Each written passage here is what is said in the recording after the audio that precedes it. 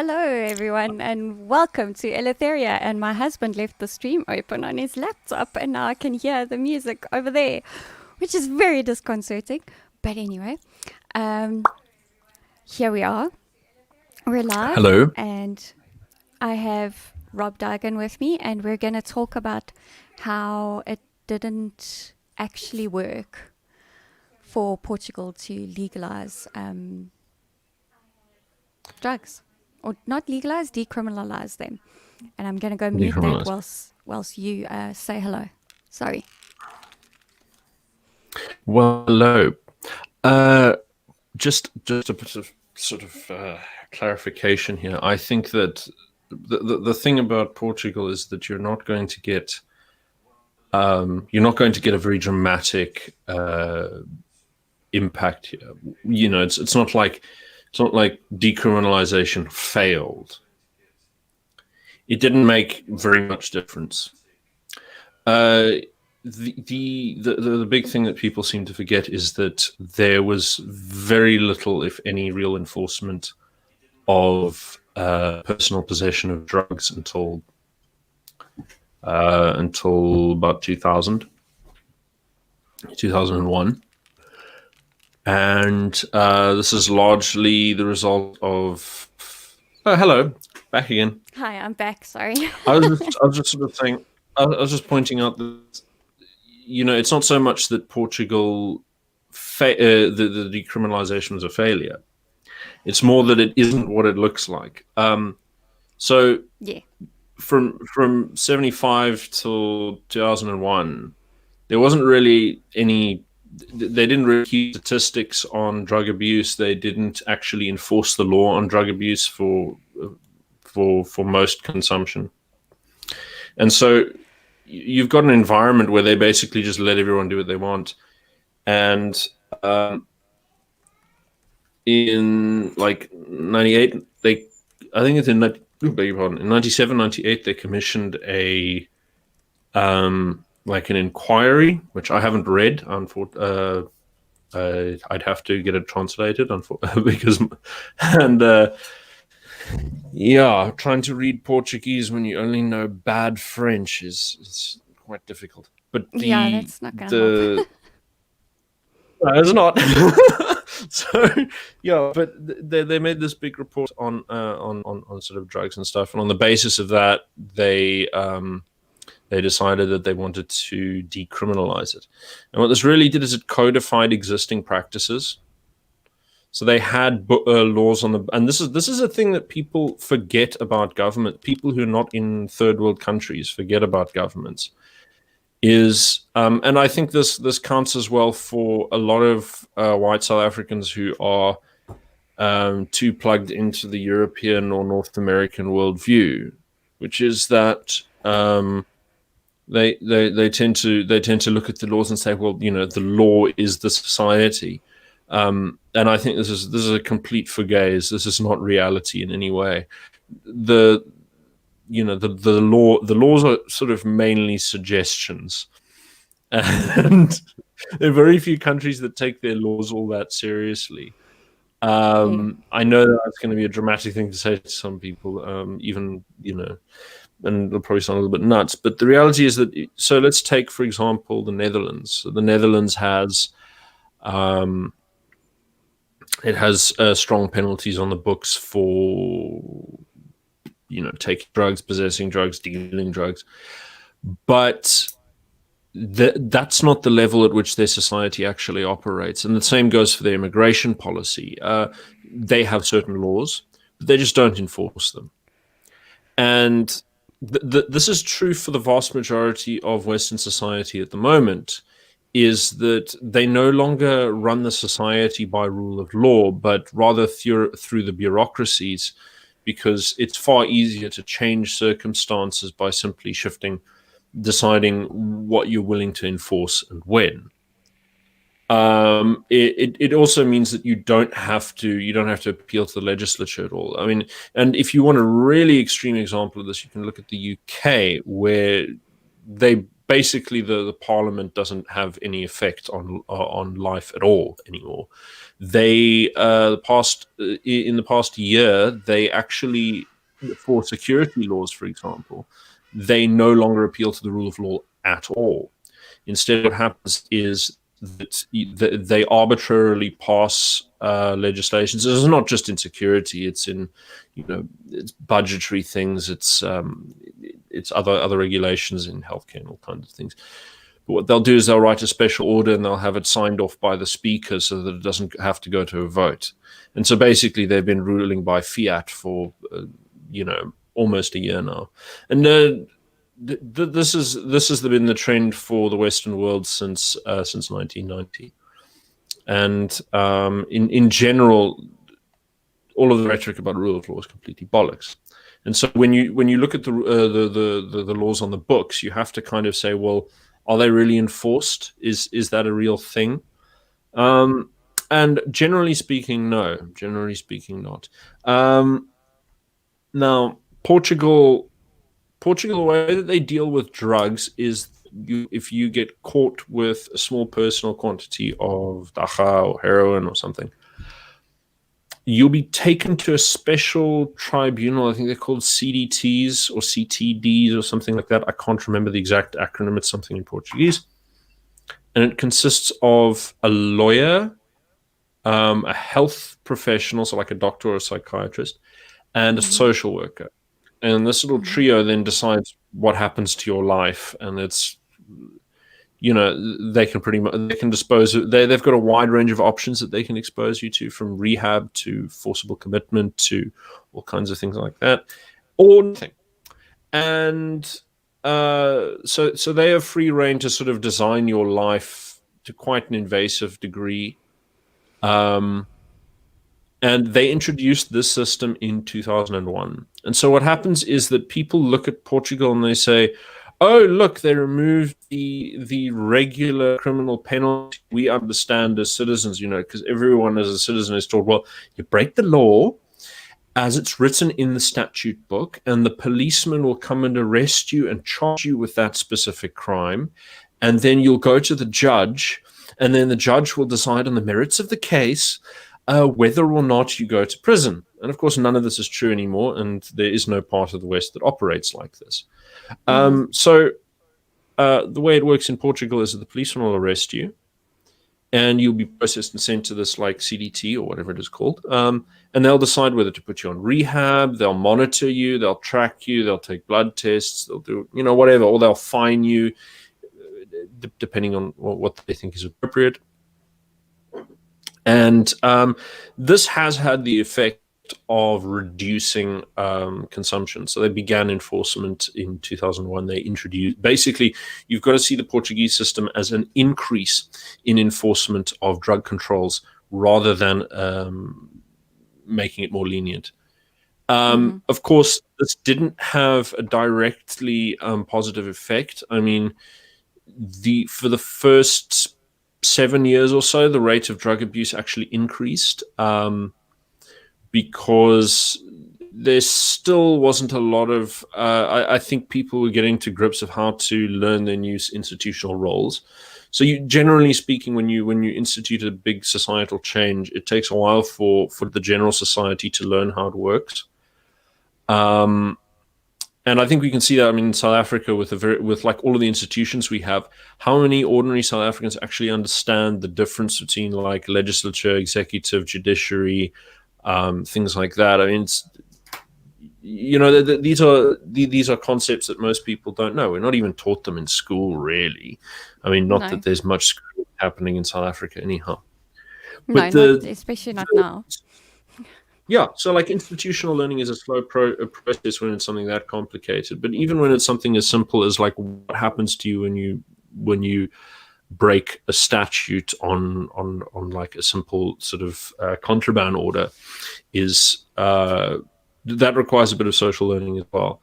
So it took 7 years for this to start taking effect, and then it started declining. Indicators of drug use started declining. Part of the other part of it might be because the data collection sort of might. I suspect the data collection goes through the same sort of process, but I mean, there's no studies into this that I know of, so I wouldn't know. This is just like a pure conjecture of mine from having looked at like graphs and shit for ages. Is that the stats have to learn, so to speak. But yeah, I mean, look, if you want to look at successful drug prohibition policies, you look at Japan, and like the big thing that's the takeaway from like the big wanky thesis that I wrote is actually not so much the thing of, okay, well, drug prohibition actually works and leniency doesn't. I mean, because the obvious thing that you can look at with that is to say, so there's a lie that we're told generally in society that if you oppress people, they'll fight back, they'll revolt. That's just not true. Oppression oppresses. It's linear. The relationship between oppression and conformity is linear. Yes. Okay, no. Yeah. You carry on. No, ask the question. These ideas, I'm not going to forget them. Didn't Portugal also give heroin addicts a alternative to heroin that yes, was sort of safer? Therapy. Yes. So no, so this the methadone and buprenorphine. So these were this is actually a technique that they borrowed from the English. So the English have been doing what used to be called maintenance therapy since the 1920s. But back then, they didn't give people like a substitute like methadone. They just give them whatever drug that they were addicted to. So there's a thing called the Wollaston Report that was passed in, I think it was released in 1996, and then the laws that were based on it came out in 1928. So I'm not sure. I might be getting those numbers wrong, but so there were a couple of things that they were in response to. One was something that was happening in Egypt. So in Egypt, the native authorities were pressuring the English to step in and control the spread of hashish and opium and morphine and things like that. And so, in fact, that little episode of history is where we get the concepts of hard and soft drugs. So they called them brown and white drugs. So white drugs are like your refined medical grade shit like cocaine and morphine, and the brown drugs are the unprocessed plant derivatives like hashish, cannabis, and opium, which is just the poppy resin that's been dried out. So all of this stuff, they're pressurized into putting it on a schedule. And at the same time, there's another thing that happened, which is that they had a problem with doctors prescribing themselves morphine. And so in it, they changed the law to say that a doctor cannot prescribe themselves drugs. They have to have it prescribed by someone else. And of course, what the doctors then do is they just get their friend to prescribe it to them. And so for like 50 years or so, it was one of the biggest features of this was that all the way up until like the late 60s, early 70s, the pattern of drug abuse of morphine abuse in the UK was that there's a tiny little circle of urban middle class addicts who were connected to doctors and nurses and so on. And so the rate of prosecution, the rate of violation is really low, because I mean the kind of people who can keep it going in middle class, in the professional classes, tend not to be causing a lot of trouble. Yeah, you know, exactly. And so you'd have like maybe 50 arrests a year, if that. So, but then what happens? But the reason they justify what they justified amongst themselves was that the treatment for the addiction to a drug was to maintain the person's addiction so that they could function normally. I mean, like, like this that. is, I mean, like, as a medical opinion, this is like based on fucking what? There are no studies on this from the time. It's just like whatever's fucking convenient. Doctors talk shit. People think this is the thing. Think that like science, we really think of it like a magic spell. Like if someone with a credential says something, it's like the wizard waves his wand.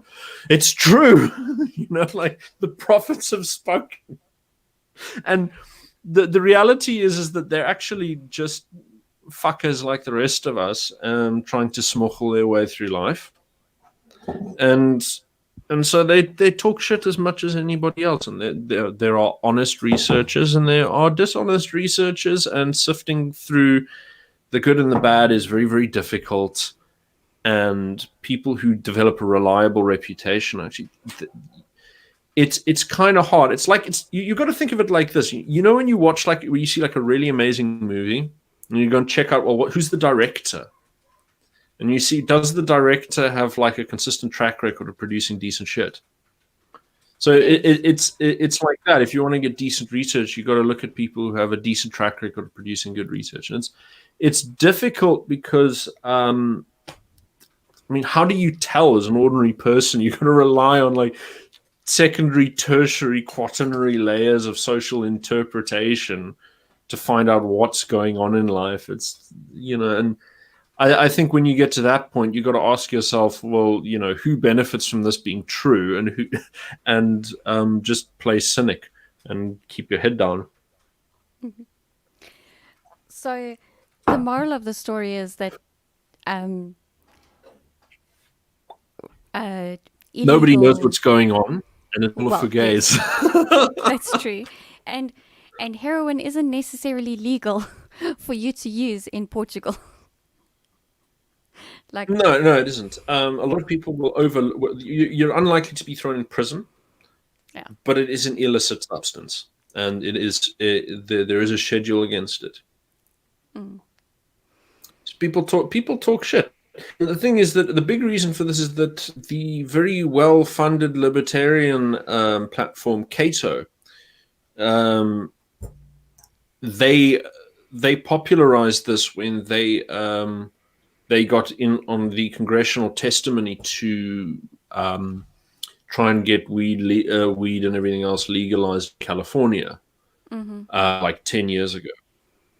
So, I mean, this is a repeated thing, is that people like this kind of liberty because most people who go to universities have toyed with drugs.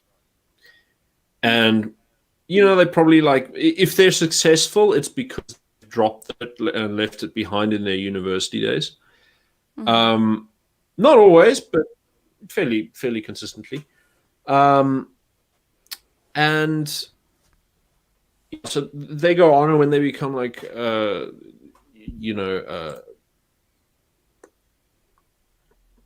influential who write laws and so on, they look back at their own decisions and think they were entitled to do that, and they're unlikely to have. If you have a consistent sort of like trajectory in life, you notice people who don't have big failures in life, they don't sit and reflect on prior activities and say, well, I was wrong. They feel very entitled to and defensive of prior behavior, no matter how egregious it is. And so there's you'll notice all these politicians from Tony Blair to Barack Obama and all of them, they're like, well, you know, why should it be illegal? I did it and I turned out fine. But you know, that's like that. I don't know if it's like survivorship bias. I mean, it's like if you took all of there's a famous thing where pilots who came back from battle in like World War II, you know, you check where the bullet holes on the wings are, and you think, well, oh, okay, well, let's put more armor on there. That's not how it works, because the planes that got hit in the other spots aren't in the sample. Yes. So yeah, people completely forget about the damage done by drugs, because you don't get to see the people who fail. They become invisible. They just fall out of the sky into the gutter, and very few of them pick themselves up again and make it into polite society. And so, Yeah. pretty much everyone in polite society has done drugs. I think it's at this point, it's my generation. It's at least a third of all people in my generation have done illicit drugs, and that's in the UK. Yeah. And that number goes up the wealthier people are, because they can afford to do this kind of stuff. They've got disposable income. People in Malawi don't do MDMA, right? No. They might smoke some weed, maybe. I don't know. I don't know what it's. Not if they're like good there. boys I don't and know. girls. Malawi is a very civilized country. I maintain that Malawi is probably the most civil country in Africa. Have you ever met a rude Malawian? I haven't. No, I actually have a Malawian lady that comes and cleans my house at least once a month now, and she's awesome. They also have the lowest homicide rate on the continent. Wow. That's interesting. That's very interesting. I think my picture of them is, again, most civil country on the continent. Yeah. That would be my stereotype for them. Very polite. Gentle Inflatables has a question relating to, I guess, what you were saying about the amount of people in your generation that have used drugs. Yeah. Well, I was born in 91, so... I feel very old right now. You're about the same age as my niece. Okay, cool. Now that I haven't spoken to my nieces and nephew about this. Actually, I should one day. My husband and I were talking about it the other day, and he did not partake in illicit drugs at all, And I mean, we were teenagers through the rave scene. You know, when the rave scene was still underground, and you know, you like, I don't even know how you got invited to raves, because cell phones weren't even invented yet. So it's like, you know, there was no such thing as SMSing and saying, okay, well, there's going to be this awesome party here or there or whatever. So we were part of, you know, the ecstasy and acid and trying them together, like that whole scene when we were growing up. And it was highly unusual in our generation candy flipping, to meet someone that didn't use it. Yes, candy flipping, yes. But yeah, that was like, to meet someone of our age, early 40s, that didn't touch at all, it's very unusual. Very unusual. But that's the thing, is you were taught that South African society there's a very, very dramatic dichotomy, and I think that this is an English South African thing. English South Africans are extraordinarily degenerate people. Extraordinarily. I count myself amongst them because I have partaken in all of the usual transgressions that one does growing up as a rite of passage. None of them are pro-social, and all of it's got to, I think most of it's got to do with a sort of sense of defining oneself in opposition to Afrikaner Calvinism. Part of your identity is to say that, well, you're more enlightened than the backwards racist Afrikaners. The fact of the matter is the Afrikaners are actually smarter, more sound, and more morally righteous than we are, and always have been. Yes. And you know, people use this sort of the sort of simplistic vision of race as a shoehorn to shove all of the other crap that's infested the Anglosphere into the society. And I resent it enormously. Because you know, from reading my history and reading, go like pulling on little threads through like institutional policy making at a global level, at a national level, and in other countries. You can sort of see where all of these ideas from, all of the sort of really pernicious liberal ideas, really actually flow from English civilization. And in fact, I mean, I think even segregation is actually typically an English colonial approach. The Dutch are the Dutch colonial approach was much more different. I think there's a fair bit of fraternization back in the day, but yeah, it's not the same. They preferred a much more sort of feudal relationship with their colonial subjects, whereas the English very much like to keep arm's distance from everything. Yeah, even from their neighbors these days, I think. Yeah.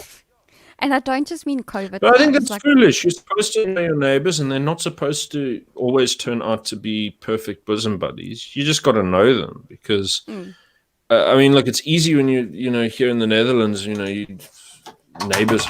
Who needs to know the fuckers? I mean, but because everything's fine. But in a society that's as fractured as South Africa, if you don't know your neighbors, you're playing yourself, I'm afraid. You look at how ordinary South Africans behave. They've got councils on every street, and they meet regularly. They've got local stokvels. Everything is like, well, you have to have community life because this is how you survive. I mean, what South Africa's been doing, like economically, culturally, socially, everything has been doing this for 30 years, because we got dependent on the state, and then of course you have this ugly little propagandistic psyop of sort of white privilege and racism that's coming through, that makes every white person run as far away from each other as possible and try extremely hard to get under each other, and verneuk each other, at every turn. And I mean, it's just stupid. It's just stupid. And so, I mean, really, just if you're living next to someone, if you're forced to, whatever the circumstances, it's good to know them for whatever reason, and deal with their shit, whatever it happens to be, and learn to be diplomatic. Because I mean, also the other thing is, we live here on the internet.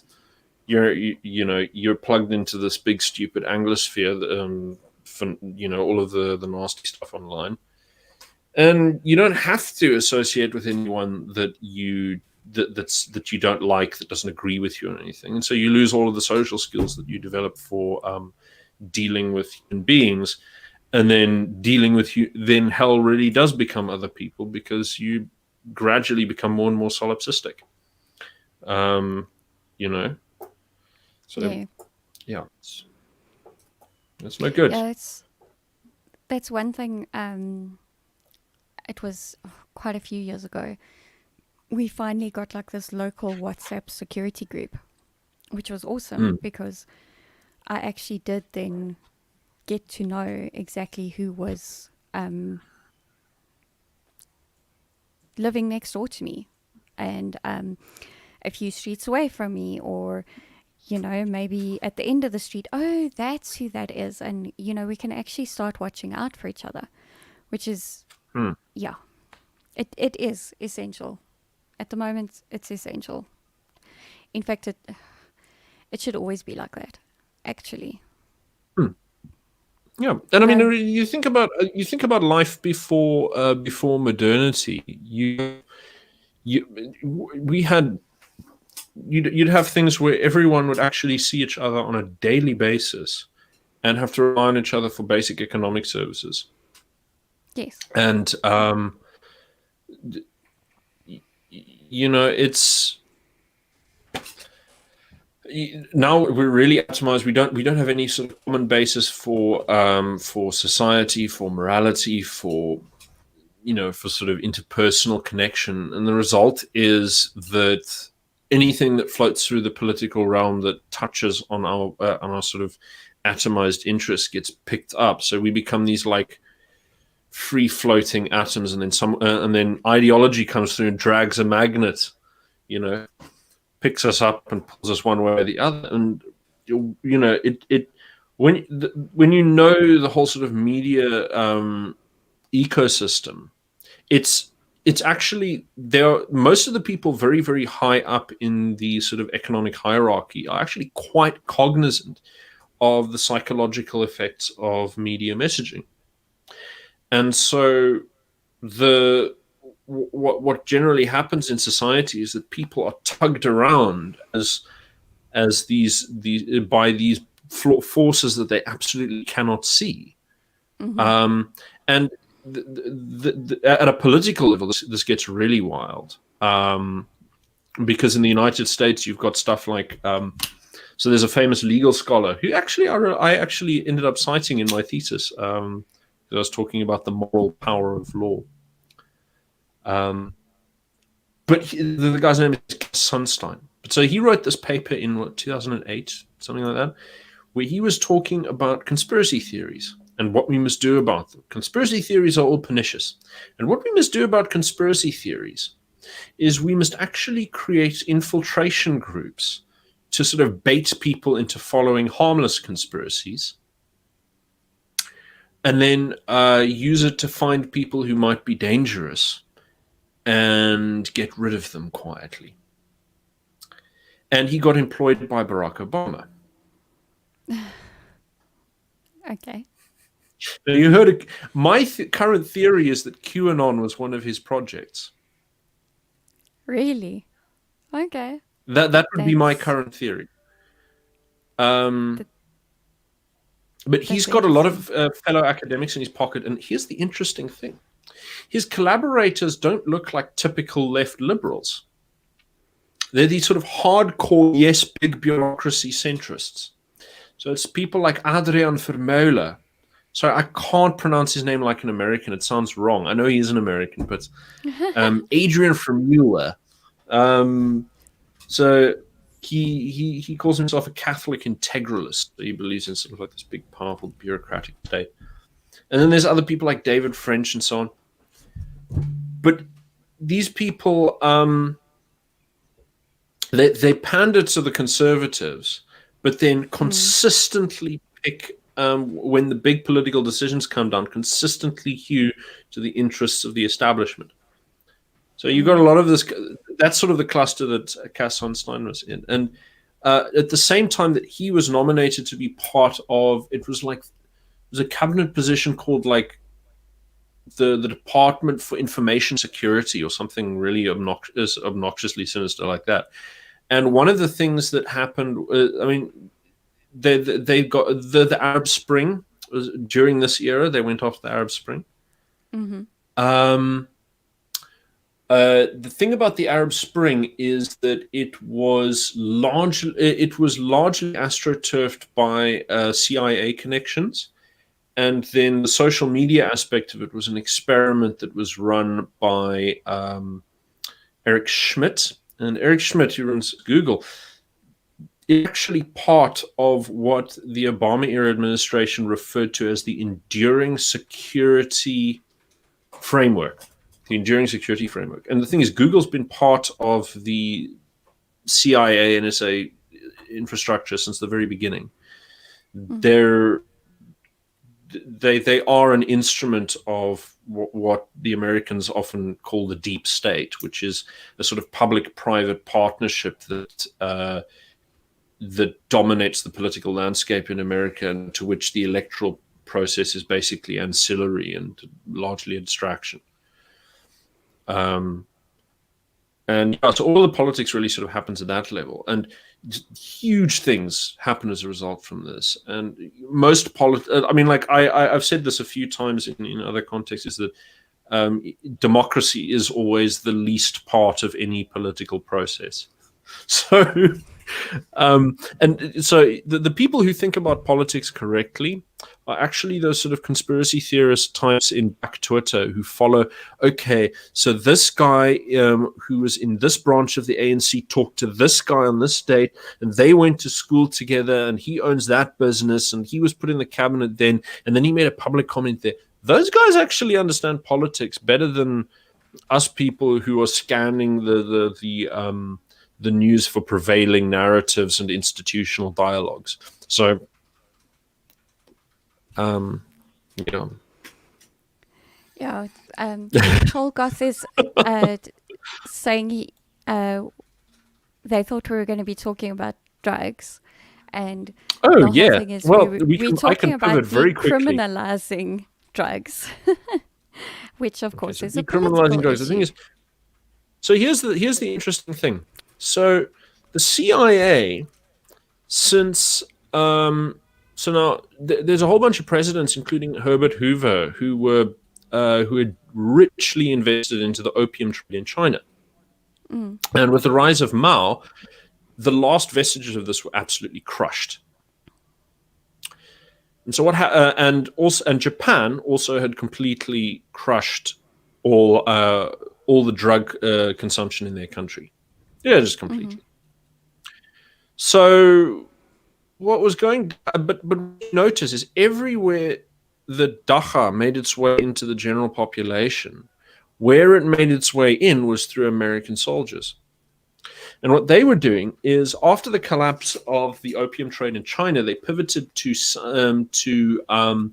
trafficking in trafficking the opium and the dacha pretty much everywhere through their military security infrastructure.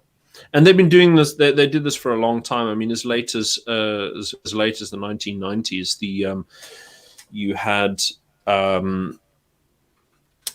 George H.W. Bush trading, cocaine for arms. The Iran Contra scandal. So, CIA being using to ship cocaine all over the shop. So the interesting thing about that is that Nixon tried to put an end to this, but he realized he had absolutely no institutional power. So in order to hold on to public power, he needed a propaganda victory. So he went over to Turkey and told them to shut down a legal opium production site that was manufacturing medical grade morphine, in order to say, oh no, see, I've done something to combat the global drugs trade, because he's the one who started the war on drugs and failed absolutely miserably. Yeah. And the thing is, he wrote that, he said, okay, that's a success. And I mean, shit. By the way, did you hear about 5-MeO-DMT being synthesized? Didn't they, dude? I'm sorry. I'm sure that they synthesized that over a decade ago, unless I'm much mistaken. The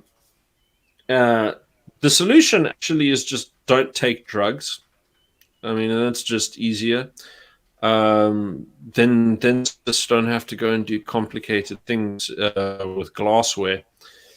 But the thing about the war on drugs is that it's in 2011 the global establishment decided it was completely over. There was no by 2011 there's no element of the establishment that was in disagreement about this. There's a Latin American organization that was who basically managed to get the ear of the United Nations, and the UNDOC was no, Trollgoth, you got the frame differently. It's not, the war on drug is not a cover to peddle globally. They peddled globally, and they couldn't find public approval to legalize it, because the sort of bureaucratic control of democratic mechanisms was not as advanced then as it is now. So you'll notice that at the end of the 19th century, America had an enormous Puritan sort of like anti-alcohol, anti-drug movement, and they absolutely dominated not just the United States, but a lot of the Protestant nations of the Western world, and so and even Russia. So you had this big prohibition movement that dominated the Northern Hemisphere for like 30 years. And so you got alcohol banned in Norway and Russia and America. And they tried to get it banned elsewhere in the past. Sweden put a really draconian control policy where they sort of rationed alcohol. So what they'd have is like at your local community council would have your name and your rations, and if you misbehaved or did anything weird, they'd confiscate your alcohol ration. Mm-hmm. That worked enormously well at curbing alcoholism. Again, as I say, oppression oppresses. It works. If you want to enforce a seatbelt ban, you enforce the seatbelt ban. Everyone knows that works, but then all of a sudden we turn to drugs and we pretend this doesn't work. It works for everything. So the question with this is, and the thing is, the reason when it doesn't work is when there isn't moral consensus.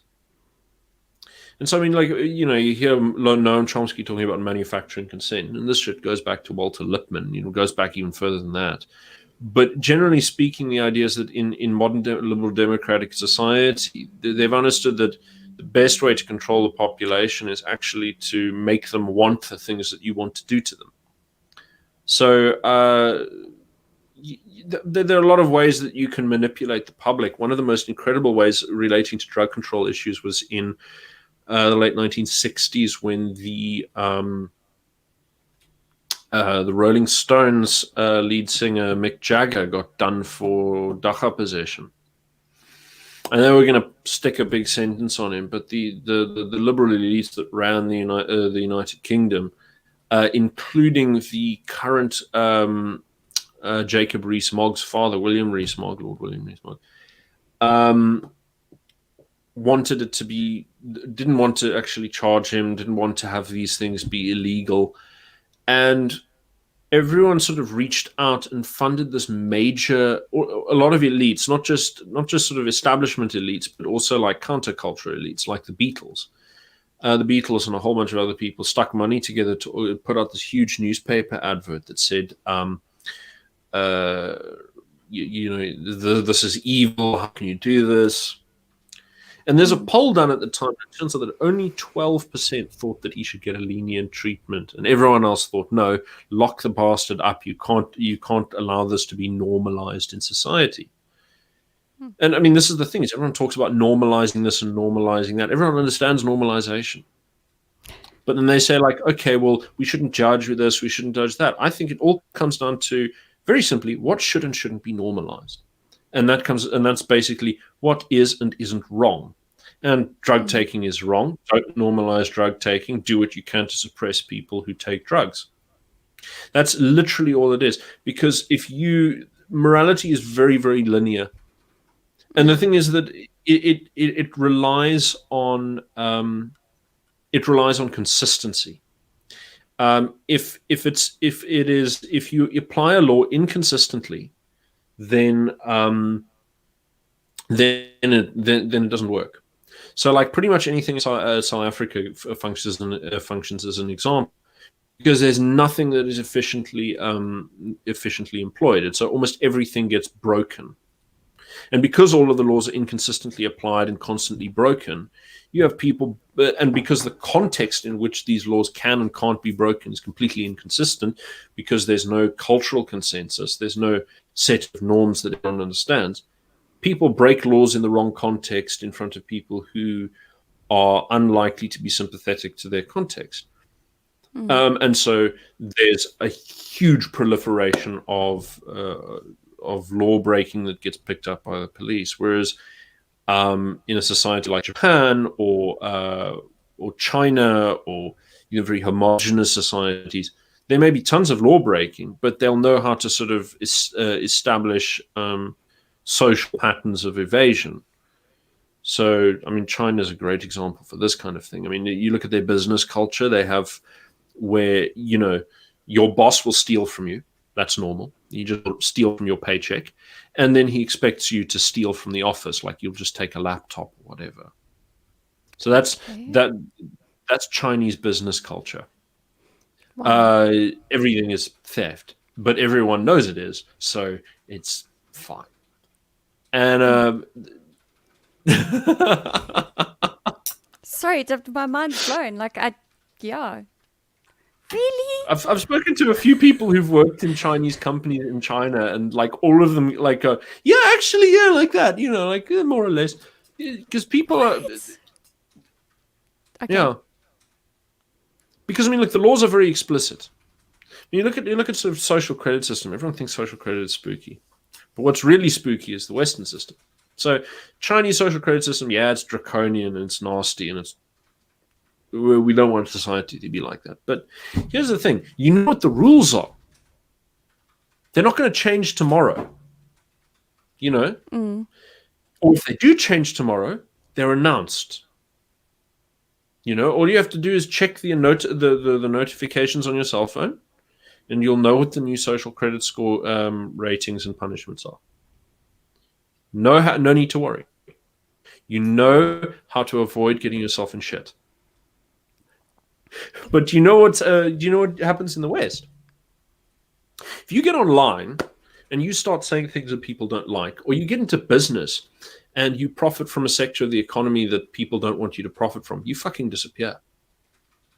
Now, the Chinese obviously also disappear you if you say stupid things, but you know precisely what the boundaries are because everything is printed. This is Xi Jinping thought. Here are the specific stipulations of our official ideology. Do not break them.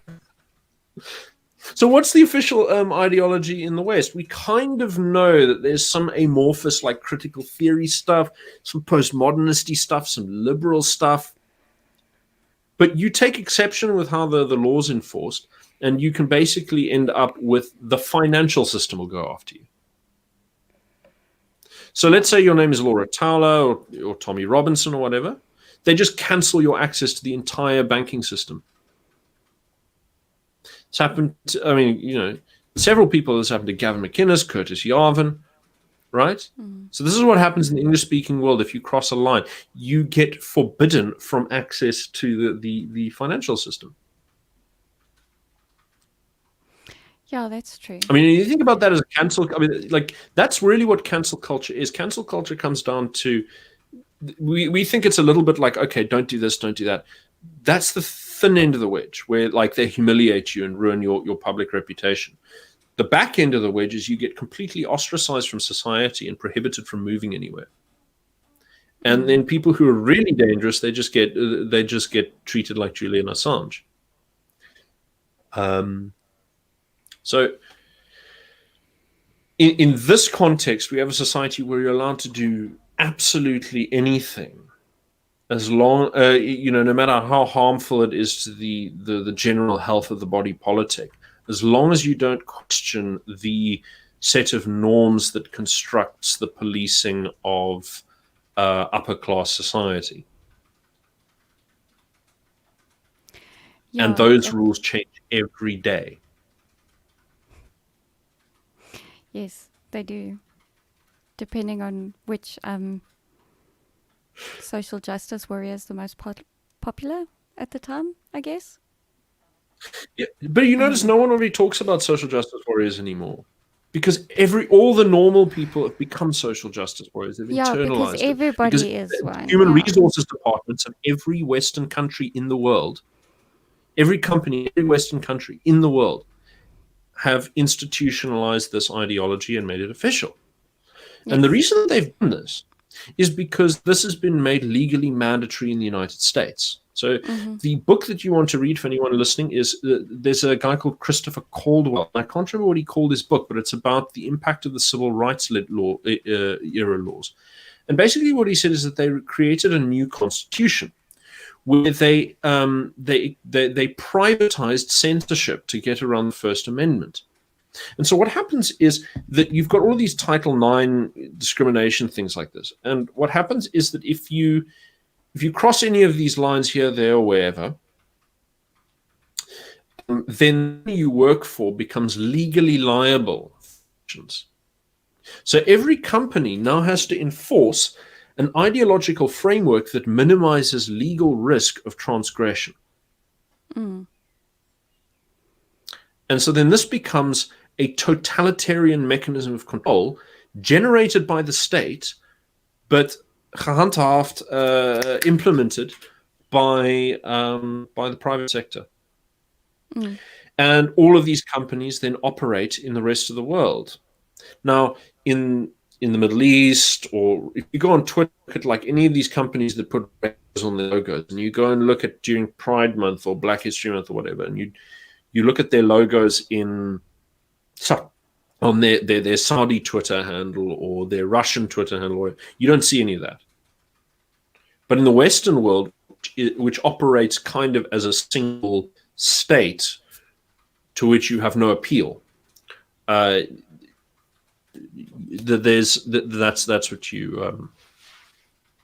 that's what you're sort of facing, is that there's this sort of like you live in a one-party state that has no capital.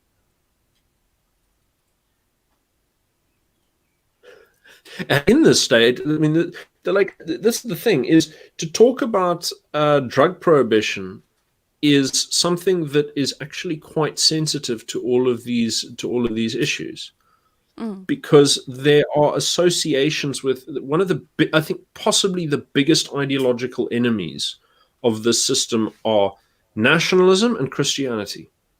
Those are the two biggest enemies. And both of those intellectual traditions, press for the health of the family, the health of the body politic, the health of the individual. Yes. And so there is no easier way to spot a subversive than to notice that they don't think you should take drugs. There's no greater way to show loyalty to the movement than to abandon any consideration for these kind of things.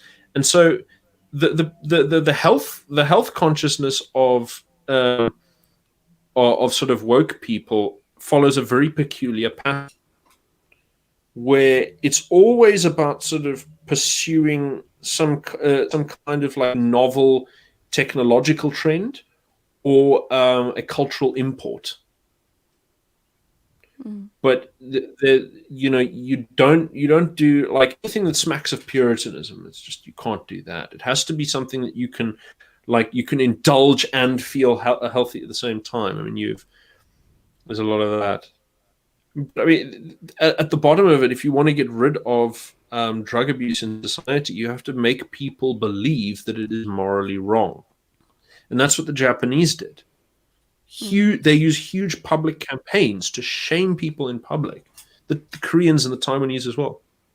Chinese, Singaporeans, the Malaysians, all of them do the same thing, where if you break this rule, you'll be shamed in public.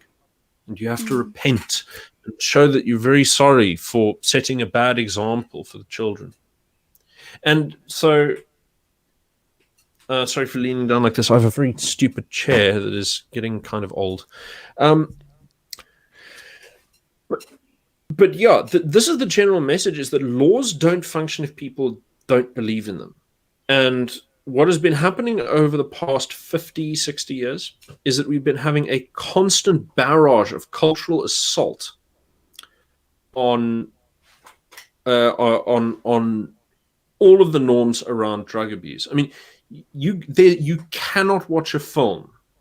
There does not exist any film that has been significant in any way which teaches that drug abuse. There's one. Sorry, I should be careful with this.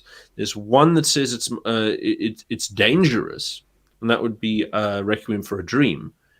But the funny thing is, never really presented as morally wrong. You ever presented as unwise. Sort of like, well, this is what.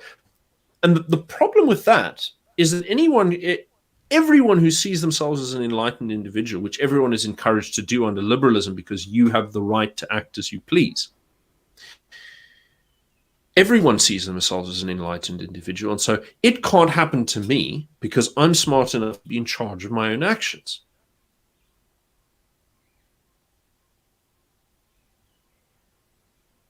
You see the trap. No, but and that's where moral judgment comes in, because moral judgment says you're not an island. You have a duty to yourself. You have a duty to your loved ones. You have a duty to society. And that's the only way you can get people to obey the law, because the law is actually a special case of moral code. Yeah, and like one of the biggest problems in terms of drug abuse is actually not necessarily illicit drugs. It's not heroin necessarily, or cocaine, or ecstasy, MDMA. It's not any of those drugs. It's legal drugs, morphine, oxycodone, stuff like that. That's what's getting abused, mainly in the US. But, so I think it really does come down to each individual's moral code. Do you want to be a productive member of society? Do you want to be successful?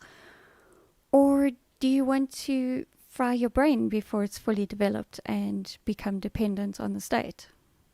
I don't know. Lately, I think actually there is maybe a global agenda against having a moral code. Like, just let them all become degenerates because that way they're just more dependent on the state. Maybe that's where we're heading. I don't know. I think, look, there's a complicated thing around drugs that get prescribed because people want to think that's medicine. There's a fantastic film that's been put out recently, by the way, with Mats Mikkelsen in it. I can't remember what it's called. But basically, the premise of the film is these guys who are high school teachers, I think there's like 4 of them, they decide that they come across this philosopher, this Norwegian philosopher, who says that human beings have actually got a 0.5% alcohol deficit, and that actually a little buzz is good for you. It returns you to the state that you're supposed to be in, And so they start walking around their lives with little breathalyzers, keeping their alcohol level at a certain level. And they find, actually, this makes life a lot better, much more pleasant and enjoyable. And then what happens is gradually they say, well, let's up the game. So we go to the next level. And then very soon the life is like... And the point is that there are a lot of psychological justifications that come behind every single drug that there is, whether it's alcohol, dacha, fibro. I'm feeling really fibro-y today. Like, I just need like a, like give me a little codeine. Like, do you have any codeine pills on you? Do you have any, and so you take that for like 10 years or whatever, your bones will turn to dust because it causes your calcium to be leached out of your bones. And it's like, that's the other thing. It's like, with alcohol, we know that there's a risk. You can damage your liver. I don't think there's been enough research done, and if there has, it's not widely readily available on the use of dacha, for example. I still maintain that nothing good can come from smoking something. Okay, I know how my lungs felt being addicted to the cigarette form of this. Okay, it's bad enough that I'm still addicted to this, but this is a lot better than smoking. I managed to quit for like the 6th, 7th time, like end of last year sometime, like maybe in October. I cannot do it without this. I cannot, and I know that I'm healthier doing this rather than smoking cigarettes. I would be cautious if I were you, because those e-vape things, there's a lot of damage that can do to your lungs as well. There is, but not as bad as cigarettes. And I have stopped taking my asthma meds, so that's something. Yes. That first run after you quit smoking. Holy shit. No smoking is like, whether it's e-cigarettes or normal tobacco cigarettes, is better than anything else, obviously. But if it's a choice between smoking a cigarette and having a vape, I'm going to choose a vape because I know that I'm healthier with a vape. So, agreed. Yeah, we don't know all these long-term effects of certain drugs. The thing is, we know they're So, all like, just bad, be though. careful. No, absolutely. And okay, so I'm gonna come clean here because I think it's becoming very clear that I do have quite a strong anti-drugs standpoint. I do use cannabis. I vaporize it. It's not burning it at a very high temperature. It's at a much lower temperature. And I vaporize it, and I only use it when I absolutely have tried every other option to manage my pain. It's 2 o'clock in the morning. I need to get some sleep to be able to be a functioning human being the next day, to actually spend time with my children, educate them, stuff like that. So I need to be able to get some sleep. So I use it then, but only then, and only in those circumstances. Never when I'm in front of my children, and I make a point of not interacting at all. I don't get high and go on social media because it's not a fun thing. It's a serious medicine that I'm using. Yeah, It's the same as people taking using it as a painkiller. codeine. Exactly. It's the same as people taking codeine and then going out and partying. I don't know how they would do that. They must have built up tolerance. Because opiates are really, really, really deceptive for this. Because opiates don't actually inhibit your cognitive function. You're still like sharp. It's just that everything is fucking okay. You know? Yeah, it's like everything's fine. Like, I've been in ICU and I've been on pethidine and morphine at the same time, okay? And I know that that's like a woo-woo high feeling, okay? And then you start feeling your heart, your pulse beating in your neck, and you're like, yo, maybe that's not cool, hey? That was my experience. Penny's having a go at me because she thinks she missed the first half of the conversation, and she thinks that she thinks I haven't been there. But I've sampled a fairly wide variety of substances. I think that I haven't done DMT, and I haven't done heroin. I don't even know what DMT is. Very, very powerful hallucinogen that has a very short half-life in your system. Okay. But yeah, I've tried a lot of drugs, and so I know that they're nice and they're fun. But so I'm not being a tit here. But it's the straight edge life is where it's at, really. Yeah, and you know what? Sometimes it can be too fun, and you don't know when to stop, and then you get in a spiral. Oh, alcohol is very, very, very good with that one. I mean, the thing is, especially if you like the taste of whiskey, the thing is, those things will sneak up on you, and it's like after like the second or third drink, you sort of like go, it's like, it doesn't matter, and then you just go. Exactly. Here's COVID solutions with a load of bullshit. When you die, your body will naturally produce a flood dose of DMT. That's not true at all. DMT is produced at psychoactively ineffective levels at a cellular level. It's a sort of accidental byproduct of something that happens in the mitochondria. But like your brain never really touches it. Like it doesn't.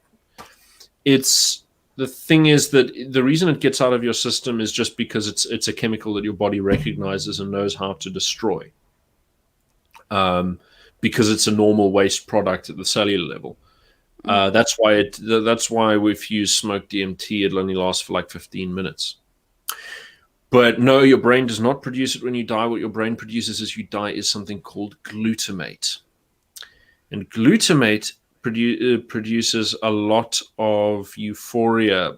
And the other thing that produces glutamate is the destruction of brain cells. Now, that you'll get if you abuse solvents. So, you know, when people talk about like, you're destroying your brain cells. Well, there's one way of getting high that literally is the destruction of your brain cells are what gets you high. And that's shit like huffing petrol, huffing glue or whatever. It literally will kill your brain cells. And as your neurons burst apart, they release glutamate and you get high off of it. So that's really brutal. Doesn't last very long. No, people destroy themselves and end up crippled paralytics, with like memory loss and cognitive loss and everything. And many people don't recover from it ever. So, Mm. we talk about, you know, yeah. No, and here we go. People talking about mushrooms. Everyone tells you mushrooms are harmless. I tell you what, man. Um, you go and talk to people who work in the acute ward in a psychiatric hospital, and ask them, well, what people come in. Occasionally, I mean, look, mushrooms are less harmful than other things, but yeah, no, not a good idea. And a lot of the people who end up there are people who abuse psychedelic drugs, LSD and marijuana being big ones. And so, I mean, cannabis, enormous factor for psychosis generation. And then people will say, like, oh yeah, but that means that they had an underlying condition. Well, that's a circular argument. That's literally a circular argument. Yeah. So I don't appreciate people's nonsense there. So drugs are dangerous, and look, it's not like I'm complete teetotaler. I'll have a glass of wine or a beer with supper. I really like beer. I like wine. I like whiskey. I like all of it. But I know that if I go beyond like the first drink, it kind of it's Oh, slippery slope starts. yesterday afternoon when you and I were discussing setting this show up, I told you I was having a Southern Comfort on the rocks because the garage just about defeated us yesterday, and husband was having a gin and tonic. I'm like, yeah, I'll have a SoCo. Thank you. And I had the one, and I was like, that really didn't last long enough. But I didn't go pour another one. I Oh really yeah, wanted that's to. the feeling where you're like, "Oh, just a little bit more." Yeah, like I'm almost there. I'm almost there. I was like, no, you know what? One's good. Yeah. One is good. And Getting out of the habit of drinking for pleasure like drinking for the sort of psychoactive pleasure is it takes a long time. it And can. yeah, It can. so because I was a bit of I was quite a sort of rager when I was at university. I mean, I think as a lot of people were, pretty much anyone in the humanities was like that. I think anyone who did a humanities degree, heavy drinking, experiment with anything, you know. And I think also in a lot of ways, like the way it's depicted on American TV and movies, is that it's a rite of passage. You go to these college parties and you have a joint and you drink too much, and yeah. Yes. But the thing is, what we've done is we've removed all of the social institutions that actually give people a structure around which, to have proper human engagement. Mm. And so, like we used to have, you'd go and dance. Like dance used to be a thing where you could actually hear the other person talk. Mm-hmm. You have a personal interaction with him. There's etiquette that restrains inappropriate behavior. Mm-hmm. Then and it's always in a central place, a central public space that is supervised by respectable individuals. Mm. All of that is gone and has been ripped out of society because it's been considered oppressive. Women Mm. used to be chaperoned so that they didn't get harassed on the street. And nowadays you've got this whole sort of like women screaming about like harassment and all that. Yeah, well, you wanted to get rid of all of the elements of traditional society. Did you think about which ones might have been worth keeping? Not for a second. Not for a second did Exactly. anyone think about that. And so the smart feminists like Camille Paglia will actually, have a word to say about what was worth preserving, but the rest don't. I really like her. Oh I like God, her a she's lot. intelligent. I think you could, if you want to have a good retrospective of like the whole of Western civilization through its literature, she's not a bad entry point. Mm. Yeah, I've listened to a few of her shows, and I especially enjoyed one that she did with Jordan Peterson. Yeah, that was quite a convivial little chat because they ended up agreeing on a lot of things. And I mean, Yes, Jordan but Peterson, they Jordan expected to anyway. So Jordan Peterson's an interesting fellow because he sort of follows in the tradition of Canadian, it's funny because Canada occasionally produces these sort of like center right, sort of futures a bit scary type intellectuals. So like the last one they produced is called Marshall McLuhan. Marshall McLuhan, he predicted the rise of the internet before it was invented. The guy had this whole sort of model of society as being transformed through technology, and so how you ever heard the phrase "the medium is the message"? That's Marshall McLuhan, and he was a Catholic.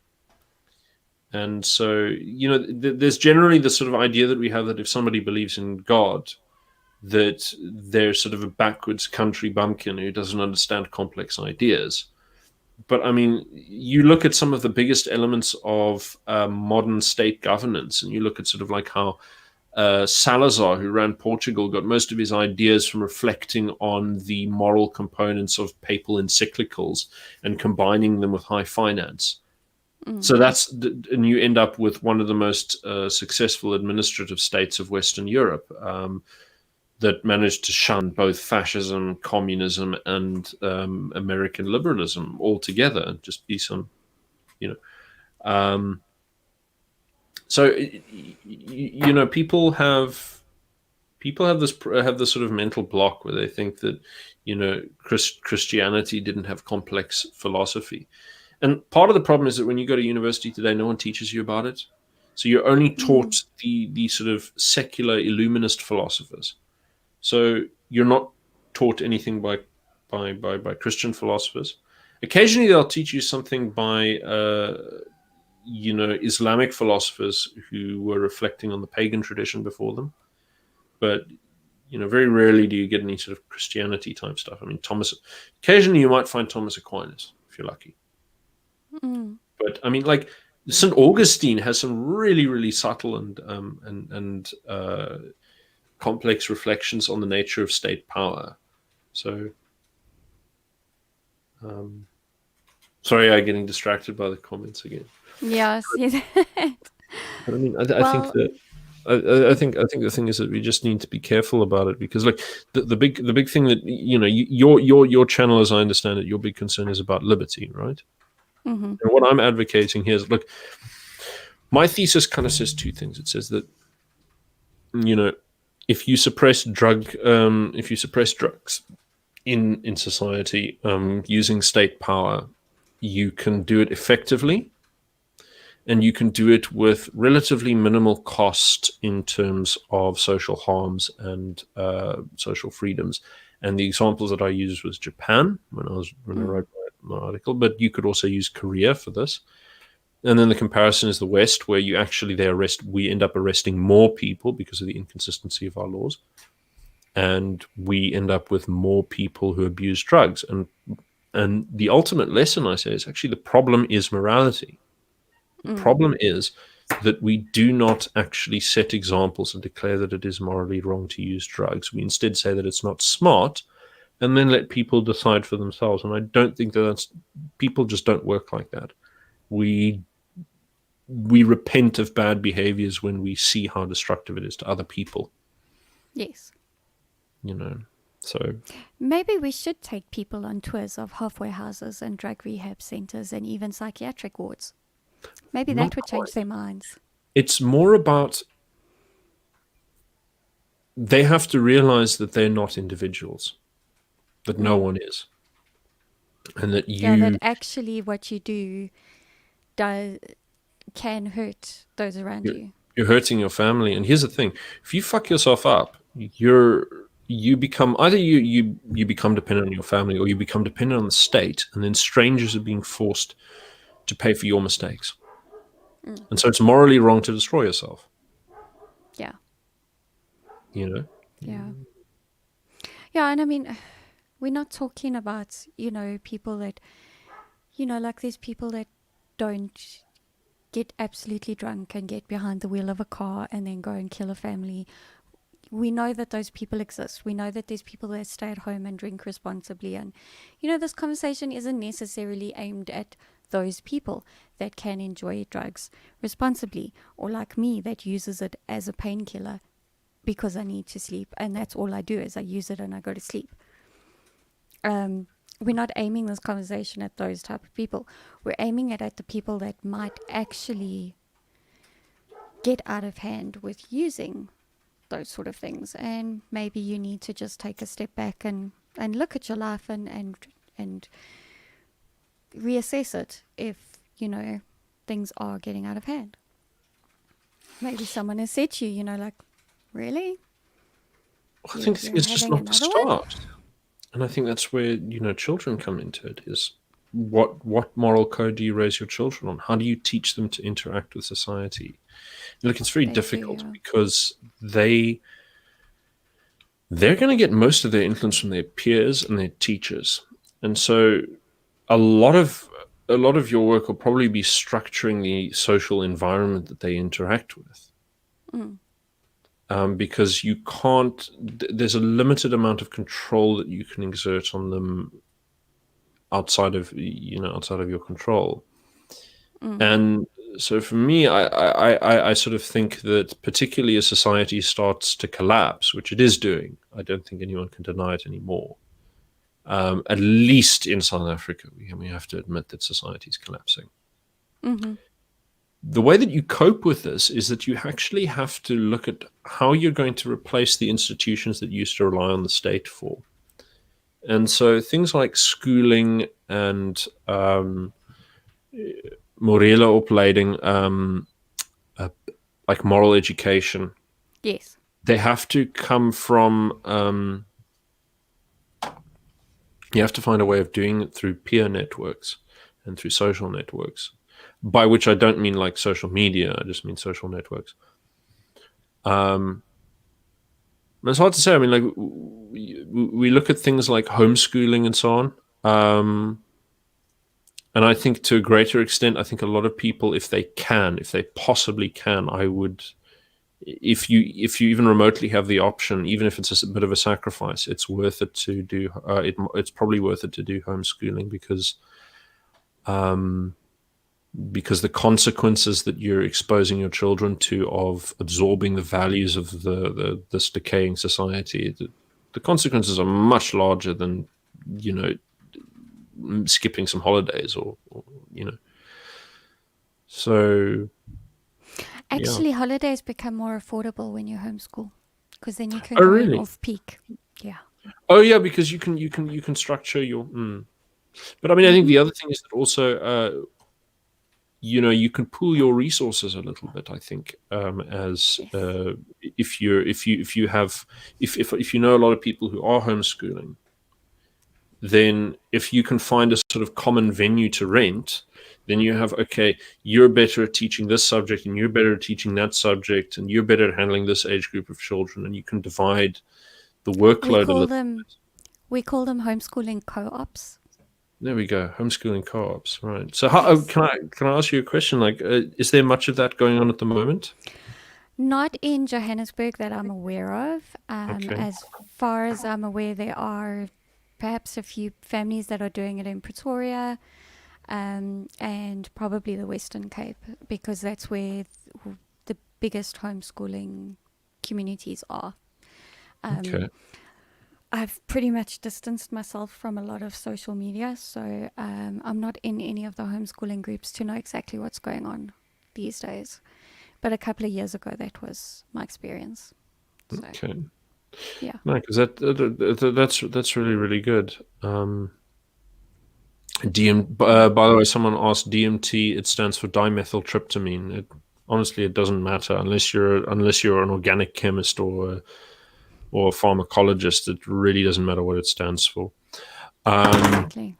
Yeah, I think like I've got a book behind me. Can you see that there? That purple one there on the bottom. Mm-hmm. I can't that one read it. That was the first serious textbook published on the chemistry of mind-altering drugs, and I think it was published in 2013. And you can read through that, and there's plenty of literature out there that'll tell you what this stuff does.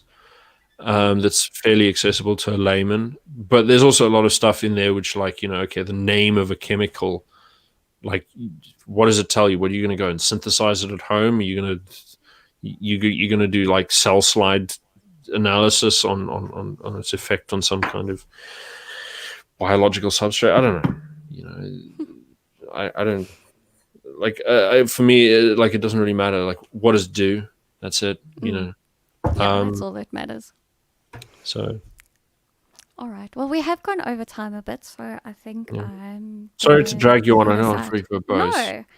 No, like somebody commented earlier and I just ignored it. Do I not want to get a word in edgewise on my own show?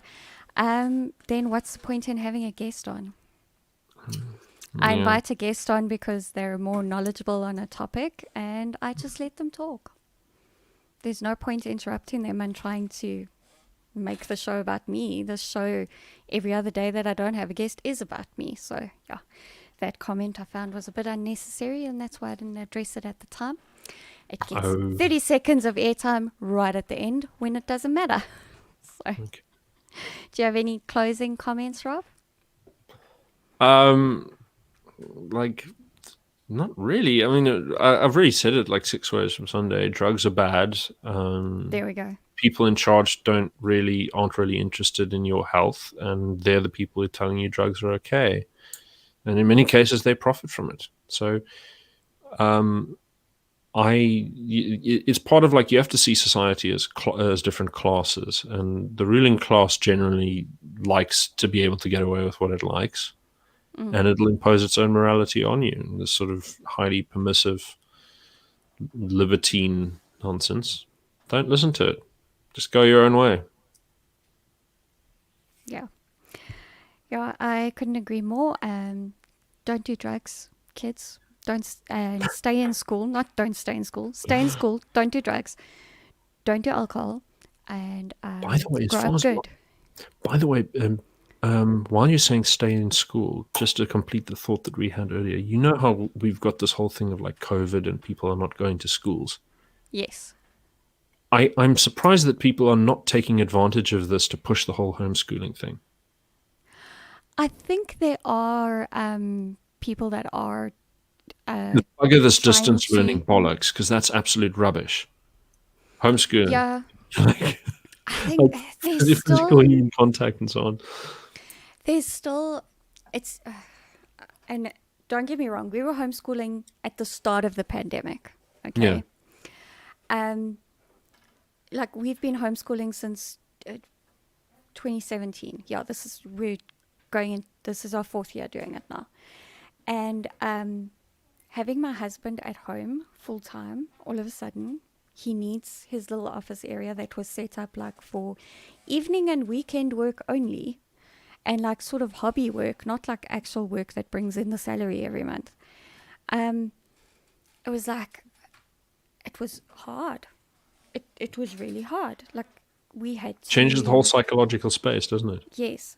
We had to put desks in the kids' bedrooms. We couldn't, because the whole thing with the setup that we have was we had enough space for everybody to homeschool in the lounge at the same time and have the TV on for maybe we watch Mystery Science or whatever.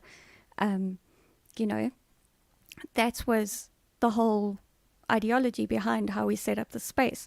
Now Dad's in here having meetings on Microsoft Teams and we have to keep quiet. It's like, well, this isn't working. So I think parents on a whole that had their kids in school suddenly couldn't figure out how to do their work from home and facilitate learning for the kids, whether they had to actually provide that education themselves because the schools weren't geared for distance learning, or distance learning, you still need to make sure your kid's actually sitting in front of the screen and doing it. So I think that's possibly the pushback, is that parents have realized I don't really want to do this, and I'm cuck at it, and I'm not doing my kids any favors doing it because it's this isn't for everybody. I acknowledge that. And then there's just the time factor. Like parents, they have to work from home. They can't just homeschool. So, yeah, that's my theory.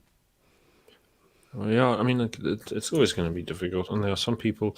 I mean, look, you're mentally equipped to raise your kids to and teach them school topics and whatever. But there are a lot of people who aren't bright enough to do that, and that's unfortunate. And resources as well. It's when we decided to do this, I said to my husband, well, this 3G internet that we've got here at home, that's not going to cut it, hey? Like, we're going to run out of data in one day. But I mean, that aside, I mean, people, the majority of people in the country don't have, computer internet access. Exactly. And what it is for them is to sit down with their kid and follow through the textbook and get them to drill examples and things like that. It's really tricky. They have to look at the syllabus. They have to look at, if you're proactive, what you do is you go and you contact the teacher and you say, well, where are your guidelines? Where are your lesson plans? Can I have a look at them? Can I have a copy of them? And get them through the content. And that was another thing that happened also, right in the beginning. A lot of schools, especially what was known as Model C schools before, they were like very proactive, and so they were sending out the work and stuff like that, and then government said no. Yeah, no. Well, the thing is, it's control. They're holding on to their own domain there. Exactly. It's like the government seeing itself as a platform. So everything becomes sort of like intellectual property. Intellectual property is sort of the like model for power these days, really, isn't it? Yep. So I think the way around that is to just if you possibly can, you try and sidestep it. I mean, I know at the moment, we're fortunate in that you can pretty much get anything you want online, and I've noticed that there are people who expect, like, I've gotten for some reason I was foolish enough to let slip that I once could speak a little bit of Setswana, and so occasionally people will say things to me in Setswana online, and I'm like, okay, fuck. And so what I've done now is in order to try and resuscitate the language, I've gone and downloaded a textbook, and if I've got time, I'll probably dip into that and try and refresh my memory. But fun fact for parents, if you are struggling at the moment and want to be able to give your kids something to learn or whatever, you can download the DBE books off the website. The what books? The Department of Basic Education. DBE. Oh. Yeah, no, I wouldn't stake much by it, but like if you're really looking for a free resource, not going to cost you a cent, well, apart from printing, you can go get them.